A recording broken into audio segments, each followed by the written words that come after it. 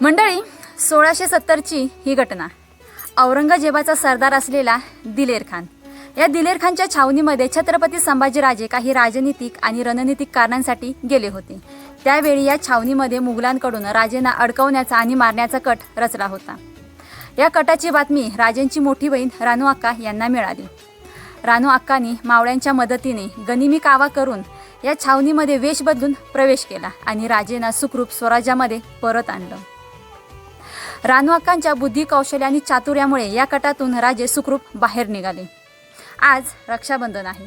प्रत्येक बहीण भावाच्या हातावरती आज राखी बांधणार आणि भाऊ बहिणीला वचन देणार की प्रत्येक संकटामध्ये मी तुझ्या पाठीशी खंबीरपणे उभा आहे. जसं भावाचं कर्तव्य आहे की बहिणीच्या पाठीशी खंबीरपणे उभं राहणं, तसंच बहिणीचं देखील कर्तव्य आहे की भावाच्या प्रत्येक संकटामध्ये त्याला साथ देणं.